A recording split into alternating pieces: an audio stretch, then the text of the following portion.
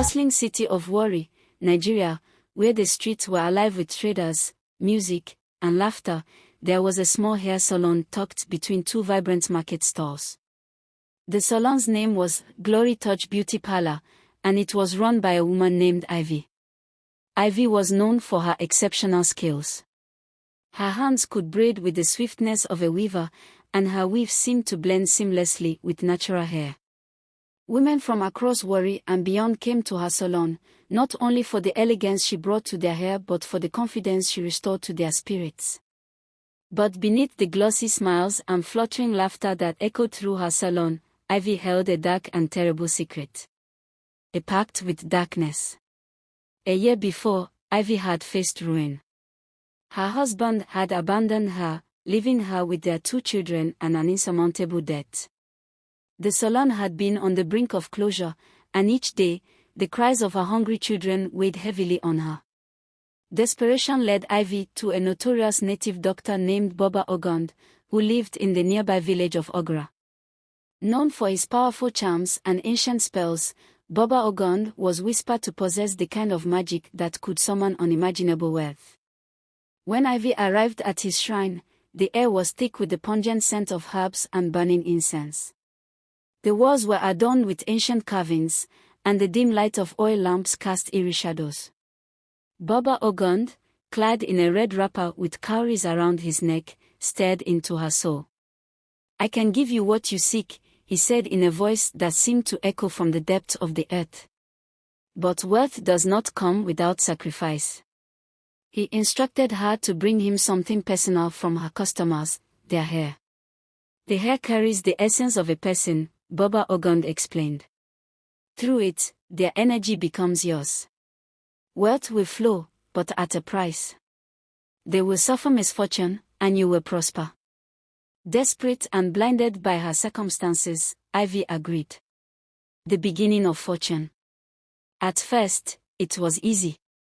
She swept up stray hairs that fell to the floor, placing them in small black bags. After every day's work, she made the silent journey to Baba Ogund's shrine, dropping off the hair in exchange for small bundles of money. True to his word, her business began to flourish. Women swarmed to her salon, marveling at how their hair grew longer and healthier after Ivy's touch. She expanded her shop, hiring apprentices and upgrading her chairs and mirrors. Luxury cars soon lined the street outside, and even wealthy society women sought her services. But as Ivy prospered, whispers began to follow her. The victim's curse. Strange misfortunes plagued her customers. One by one, they began to suffer. Some fell gravely ill without explanation. Others lost their jobs, their businesses crumbled, and their marriages unraveled. There were accidents, miscarriages, and mental breakdowns.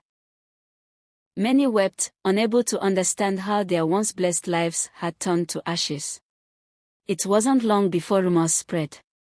People began to say that Glory Touch Beauty Parlor was cursed. But despite the murmurs, Ivy's wealth only grew. She built a grand house in the GRA district, sending her children to prestigious schools. She wore the finest lace and gold, her laughter ringing through high society events. Still, the weight of her sins gnawed at her soul. A child's nightmare.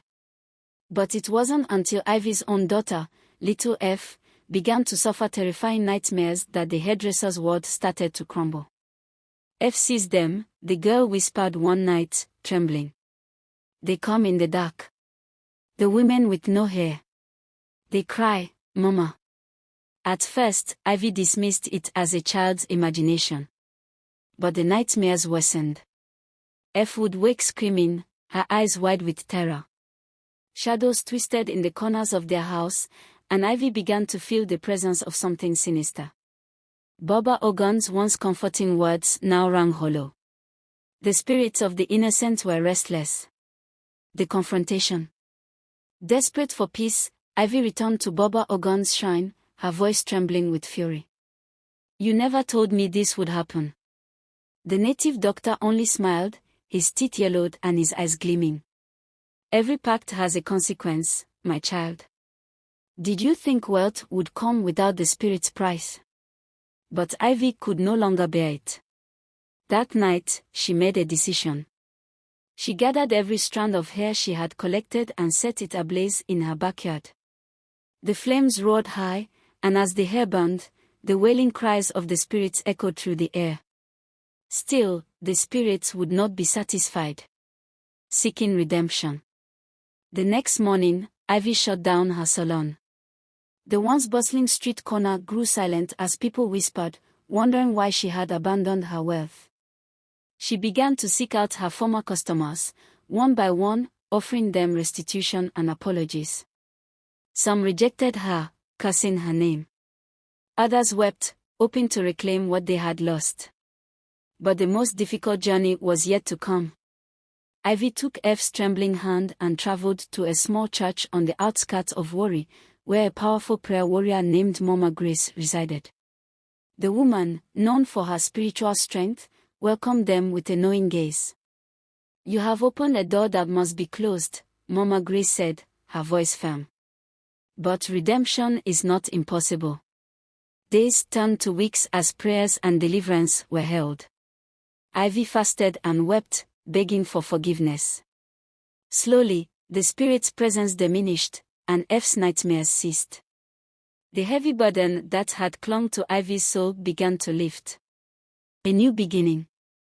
With what little money she had left, Ivy reopened her salon, but this time, it was different.